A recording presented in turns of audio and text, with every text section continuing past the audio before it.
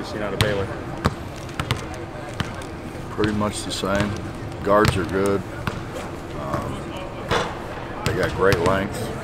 Play that 1-1-3 and just Scott does a great job of getting guys to fit his system, and they're really long. Talk about the shoe being on the other foot. Just a year ago, they were #1. Came in here and you guys beat them. How different is it being hunted from the huntee? Well, I told our guys yesterday the dog with a bone is always in danger. And so, you know, we got the bone now for a while. So you got to hang on to it. Bob, I tell you, I swear, I used to think I was smart and I knew what they were thinking. I was dumb for thinking that because I have no idea. It's hard to think about all the people that talk to them and what they say and how they react to it. I don't know. We were horrible before the Oklahoma State game or Oklahoma game, and came out and played great. We didn't do a whole lot yesterday in terms of getting up and down and really getting after each other. We're going to do a good bit of that today, but I thought at least mentally they were kind of into it. Is it different playing as #6, #11, unranked, than #2 or #1? Yeah, I think it is. I think you get everybody's best shot. You get everybody's best shot, but the reality is if you're really whatever, you're #1 or 2 or 3 or whatever, you ought to be able to sustain it.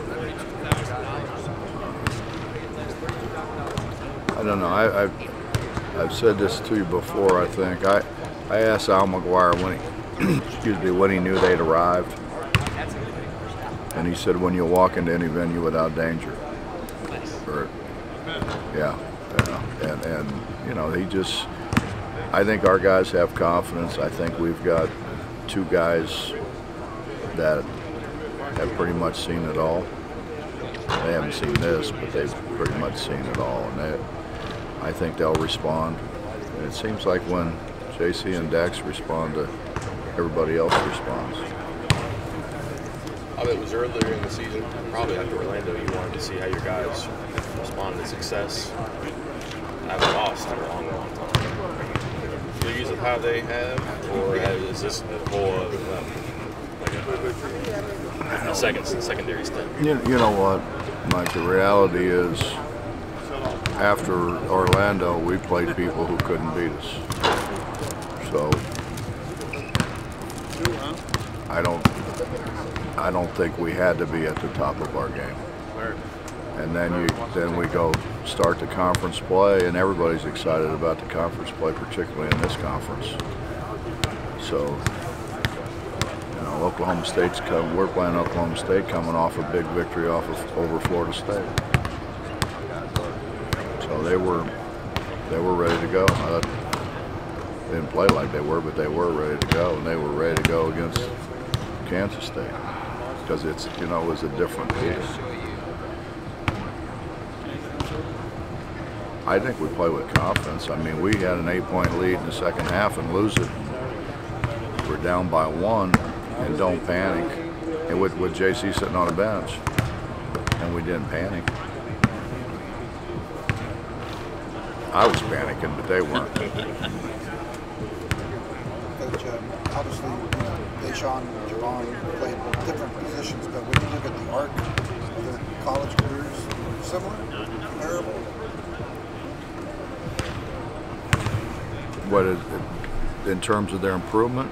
Well, in terms of what they've improved and what they've accomplished and what they've, leadership-wise, it seems like there's a lot of similarities between those, even though they're different positions. Justin, don't forget, Deshaun was pro. I mean, he was going to play in the league. Ebanks obviously did play in the league, and Kevin Jones played in the league. So we've got 3 pros on that team.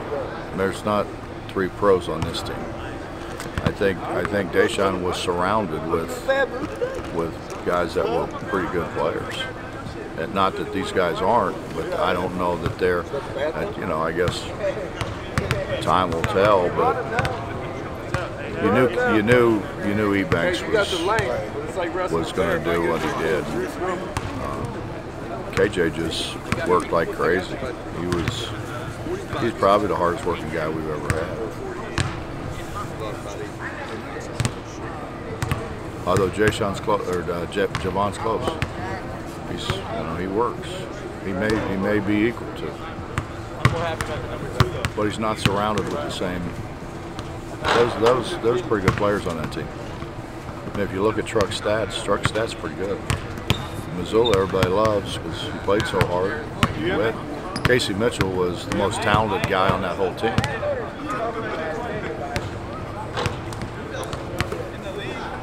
Are you at all surprised by the production you're getting from Teddy? Because did you know that he'd make an immediate impact during the offseason? Well, every time I called Teddy when we were recruiting him, or every time I saw Teddy, he said, "Coach, listen, I don't know about the defense, but I can score the ball, man." So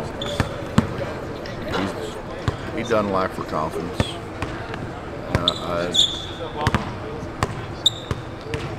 We just got to try to put him in places where he can be successful more than giving him some free reign. I mean, he's shooting 8% from three, or was. I think he's a little higher than that now. It might be 12. So we're just trying to put him where we think he can be successful. He said last two games, they were calling out the spots where he was going to. He was beating there, but he was still scoring. I imagine that's natural, but what does it mean that he can still do it? And then also, how much more can he do it than mix it up and, I guess, find more spots? Well, he's got to become a more consistent three-point shooter, obviously. You know, Mike, I mean, I'm sure for Teddy that's different, you know, coming from high school, but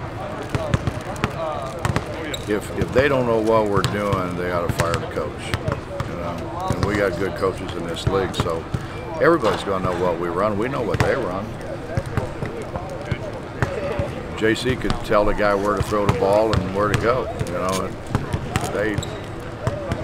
They look at a whole bunch of film, and obviously we practice it, but so does everybody else.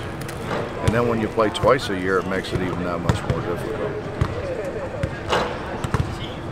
Is there any rational explanation why four of the top 5 teams in the country would lose the same weekend? What's that, Bob? Any rational explanation why 4 of the top 5 teams in the country will lose in the same weekend? I mean, they lose, you know, usually twice a year, maybe. Well, they lost to pretty good teams, I think. Providence is a hard place to play. Xavier lost it. Ohio, I don't know if you saw the game. Ohio State played out of their minds. I mean, they were really good, and Michigan State didn't make shots. And they could never get the game close enough that they could grind it the way they're really good at grinding it.